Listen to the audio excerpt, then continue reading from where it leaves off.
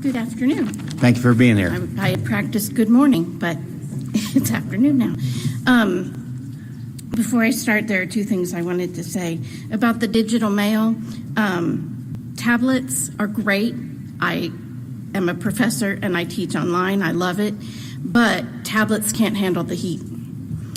That's something that's come up lately. But my comments actually deal with the Caulfield unit. Many inmates and family members have expressed concerns about issues with the administration at the Caulfield unit. The head warden has been on medical leave since the end of 2022. Because of this, TBCJ policies are not being followed, and there is a huge staff shortage. This unit is run like no other. It is a rogue unit. I-60s are not answered. This is not limited to any one department. It is unit-wide. Officers are rarely on the blocks with restrictive housing inmates. Inmates from general population actually perform the counts of restrictive housing inmates. Inmates are left in the day room for up to 5 to 7 hours. This is a non-cooled day room that they have no access to water or bathroom because those facilities are broken. Inmates requiring special diet food trays often do not get food trays at all. Mail is delivered not after 2 to 3 days according to TBCJ policy, but after 2 to 3 weeks.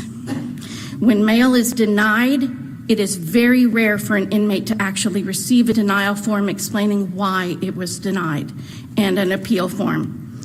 Since March of 2023, we have tried to get these issues resolved at the unit level, but have been very unsuccessful.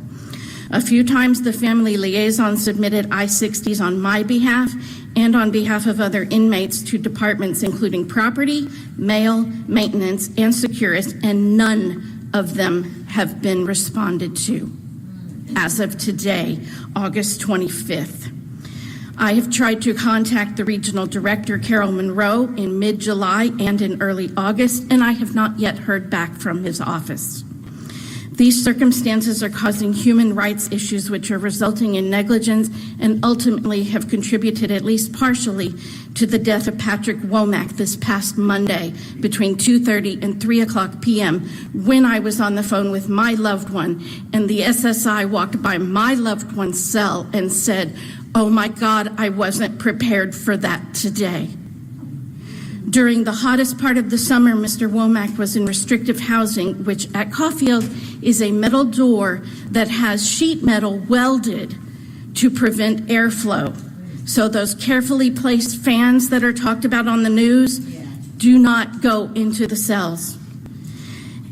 Mr. Womack had sent numerous I-60s requesting to be issued an indigent fan.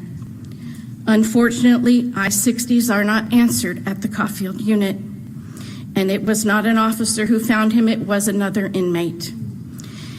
In the few days since Patrick's death, there have been officers and medical staff on the block. So it's apparent that someone there actually understands what the job is of a TBCJ officer. Ma'am, if you would please wrap up your comments, we'd appreciate it. You can finish up. You can finish up.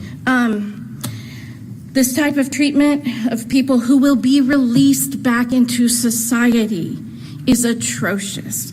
And it's not hard to see how people reoffend when they're being treated like animals or worse within the walls of TBCJ.